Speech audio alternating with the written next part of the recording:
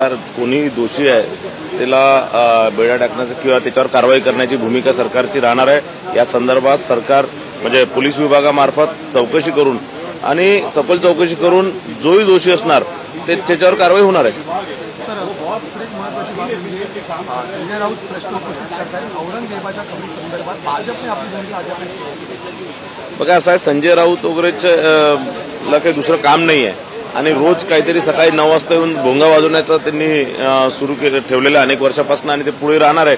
पण मला असं वाटतं की आता कुठेतरी या सगळ्या विषयांवरला कुठेतरी आता समाप्त केलं पाहिजे आणि आता आपण या विधिमंडळाचं कामकाजावर जास्त लक्ष दिलं पाहिजे। या महाराष्ट्राच्या जनतेला सुखी समृद्धी करण्याकरता जास्त लक्ष दिलं पाहिजे। IPS अधिकारी परमवीर सिंह यांच्या संदर्भात ते म्हणतात की भाजप अशा अधिकाऱ्यांना वाचवण्याचा प्रयत्न। बघा असं आहे, परमवीर सिंग जे आहेत त्यांचं कोणासोबत साटेलोट होतं, कोणी त्यांना मुंबईचं कमिशनर केलं, कोणी त्यांना सगळं हे केलं हे सगळ्यांना माहीत आहे आणि त्यात संजय राऊत ही किती दोषी आहे हेही सगळ्यांना माहीत आहे। आणि म्हणून मला असं वाटतं की याच्यावर जास्त आपण कारण या सगळ्या विषयावर कुठेतरी विषांतर करण्याचं काम किंवा एक जुने विषय काढून विषांतर करण्याचं काम ते करतात आहे।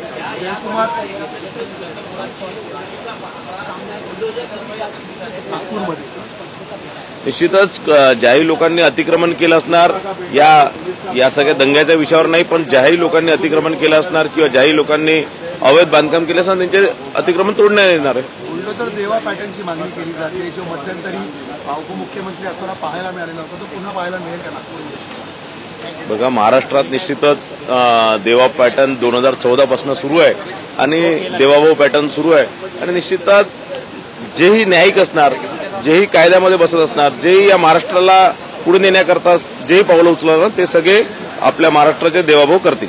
जयकुमार गोरेंच्या बाबतीमध्ये जे आरोप महिलेने केलेले होते त्या महिलेला आता 1 कोटीची खंडने घेताना काल गुन्हे शाखेने अटक केलेला आहे, 3 कोटीची खंडने मागितली होती। एकंदरीत काय याच्या मागचं कारण वाटतं? बघा असं आहे की ती महिला आधीपासून ब्लॅकमेलिंग करण्याच्या दृष्टिकोनातूनच सन्माननीय जयकुमार गोरेंना त्रास देत होती। त्या प्रकारचं काही नसताना तिने एक फार मोठा चित्र निर्माण करण्याचा प्रयत्न केला आणि आज तिचं त्यांचं त्या महिलेचं पिता उघडा पडलेला आहे आणि यामागे नुसतं ती महिला नाही तर तिच्या मागे अनेक लोक आहेत, अनेक विरोधी पक्षाचे लोकांचं त्यात पुढे नाव येणार मी तुम्हाला 100% सांगतो, कारण मला माहित आहे की यामागे कसा प्रकारचा सगळा षडयंत्र रचला गेला आणि तुम्हाला काही दिवसानंतर या सगळ्या गोष्टीचे पत्ते उघडणार। मंत्री झाले म्हणून जाणीवपूर्वक हे प्रकरण काढून विरोधकांनी त्यांना बंदिस्त करण्याचा निश्चितच सगळ्याच मंत्र्यांच्या बाबतीत विरोधक या प्रकारचं काही ना काही षडयंत्र करतात आहे। मंत्र्यांना बदनाम करण्याचा, सरकारला बदनाम करण्याचा हा त्यातला प्रयत्न आहे। जयकुमार गोरेजींच्या संदर्भातही याच प्रकारचं एक षडयंत्र रचलं गेलं होतं, त्यांना याच्यात फसवण्याचा प्रयत्न केला गेला होता आणि त्यांना अडचणीत आणून मंत्रिपदाचा राजीनामा मागण्याचा विरोधकांचा डाव होता। कुठेतरी या सगळ्या गोष्टी आता उघडकीस आलेल्या आहेत आणि या माध्यमातून तरी विरोधक आता कुठेतरी शांत होतील ही माझी अपेक्षा आहे।